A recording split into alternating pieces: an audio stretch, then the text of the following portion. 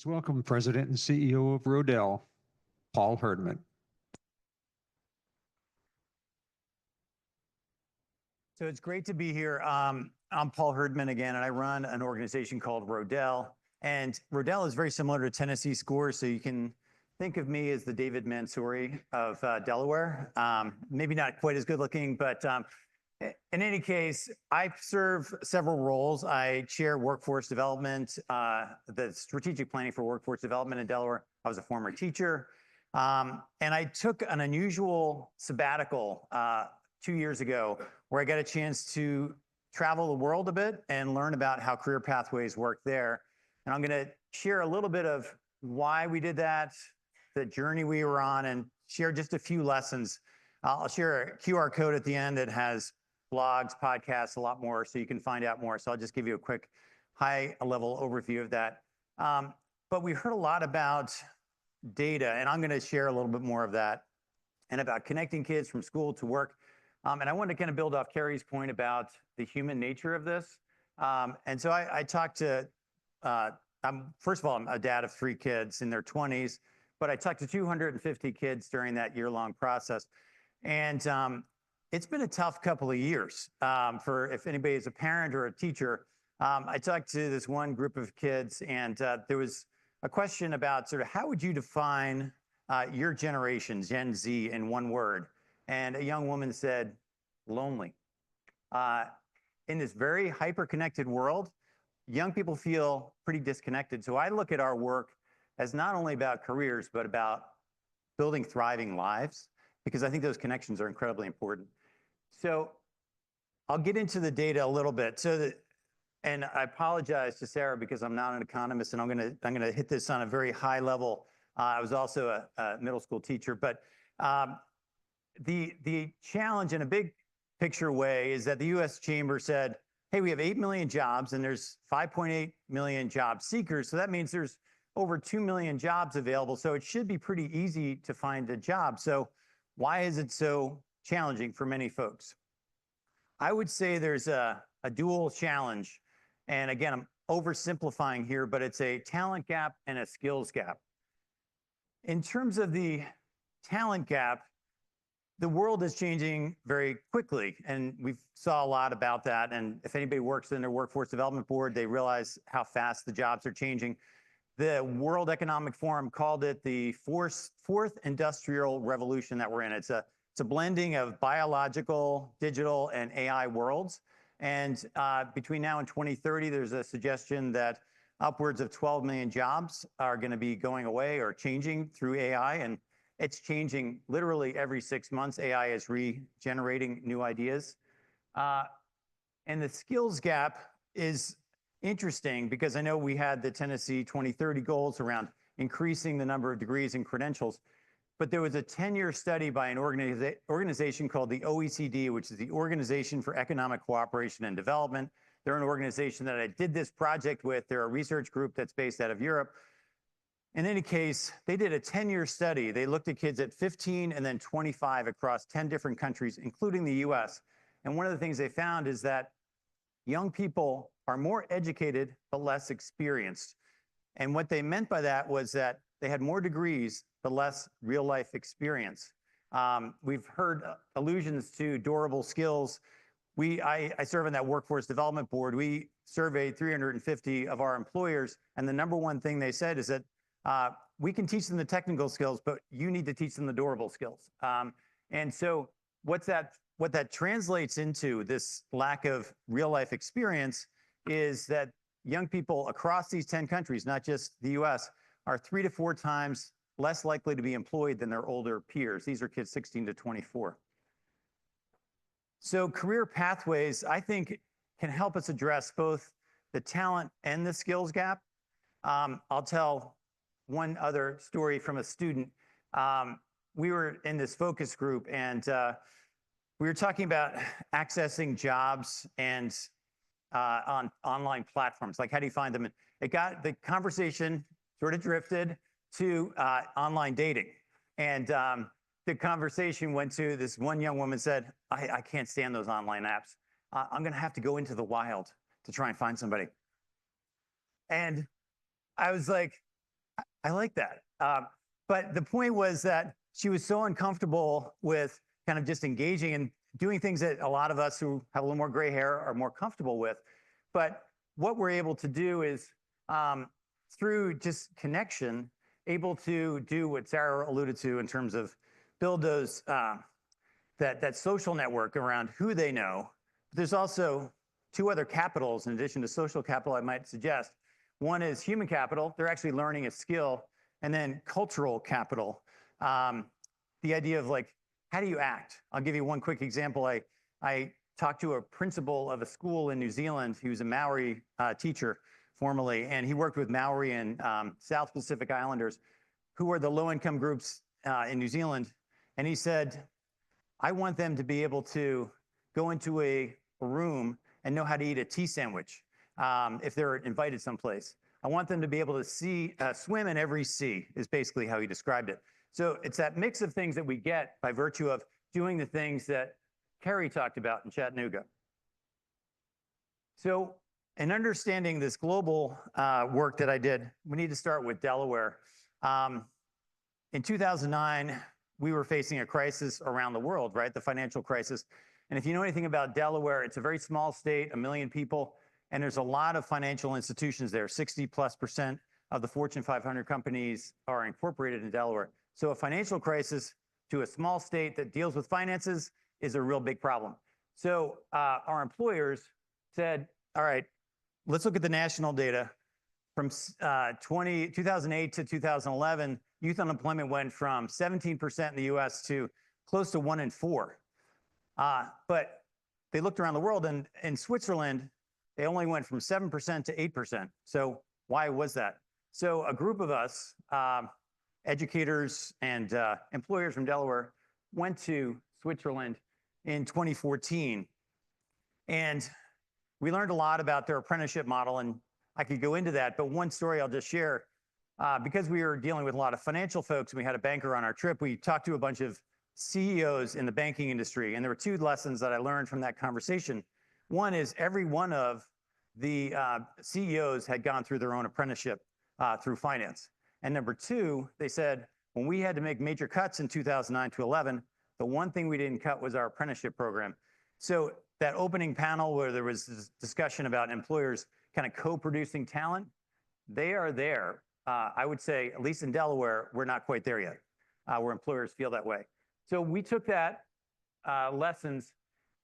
And I'm oversimplifying here too. There are several case studies about this, but we worked with one high school, one employer, one community college with our first career pathway program.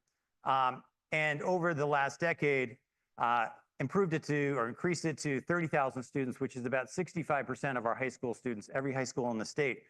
Now, I will not say it's as strong as what Kerry was doing in Chattanooga at every one of those high schools, but they are getting a work-based learning experience, access to up to 15 college credits and industry credentials. There was a question by somebody who was referencing Bob Schwartz, who's a professor at Harvard, who helped lead this trip to Switzerland. And he said, maybe Delaware could be the next Switzerland. And, the fact that we know where all the warts are, we know that we're not Switzerland. And we also raised questions internally, like whether we should or could be Switzerland. And candidly, we decided we don't, and we probably aren't going to be. And that's okay. And I'll give you a little explanation of why. So the countries on the left-hand side of the screen are what's called apprenticeship countries, and that's the Switzerland's, Germany's. And in those countries, about 70% or more of the kids are going into apprenticeships. And they're starting those around 12 or 14. On the other end of the spectrum is us and the Commonwealth countries and many others, where there's 20% or less of the kids are involved in apprenticeships, and we're really specializing closer to 18. And so I started to think about where we wanted to be, and there were 3 reasons that I felt like we didn't think we could or should be Switzerland. For one, they have 300 very well-developed apprenticeship models. We have a couple of dozen, mostly in the skilled trades. And second, I didn't think, as a parent or knowing a lot of parents, whether en masse that we would be able to convince folks to have their kids make choices at 12 or 14. And third, there's research by Eric Hanushek and others that suggests that actually having a general education in this very, very rapidly changing economy is actually better. It's better to not necessarily specialize so fast, so soon.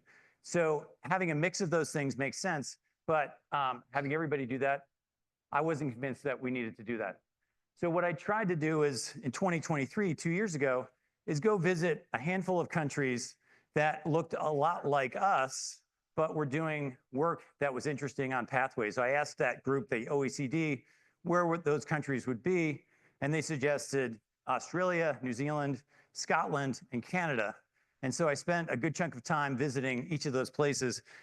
And I learned a couple of things, and I'll go into some of the lessons next. On a macro level, one of the big things was that all 5 of those countries were kind of moving over in that spectrum. So doing more apprenticeships, more work-based learning. One university professor named Tony McKay, who does a lot of work in the United States also, said to me that we are kind of blending the head and the hand. We're kind of taking vocational education and general education, which are seen as sort of these, competing sort of separate silos, and we're coming up with something that's more blended. And across those 5 countries, we found that that was true.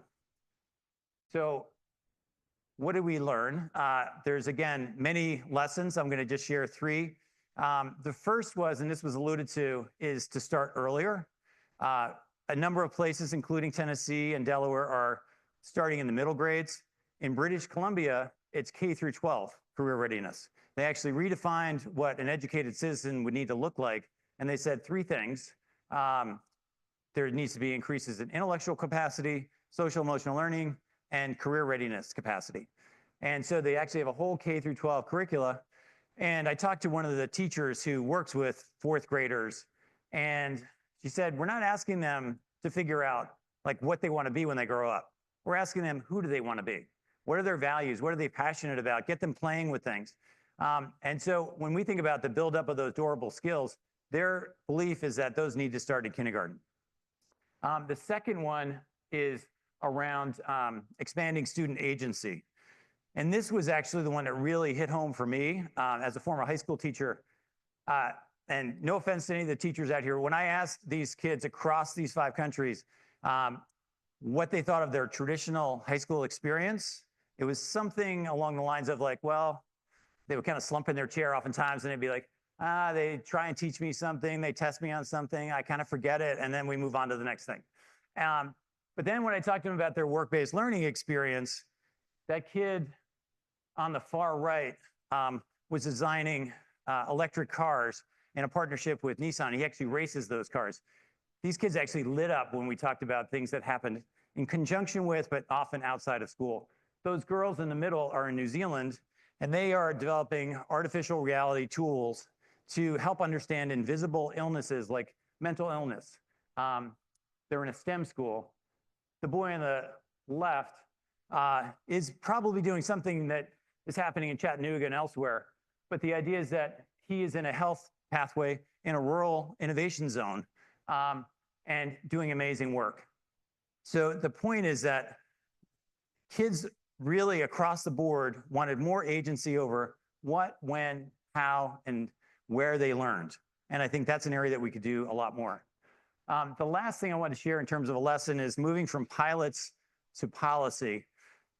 So one thing that I found is that the US has a lot more foundations than, and my organization is based on a foundation also. We have over 100,000 foundations in the US that focus on education. What that does is it creates lots of pilots. But in the last 10 years, we've piloted a lot of things. And oftentimes, if the money runs out, so does the idea.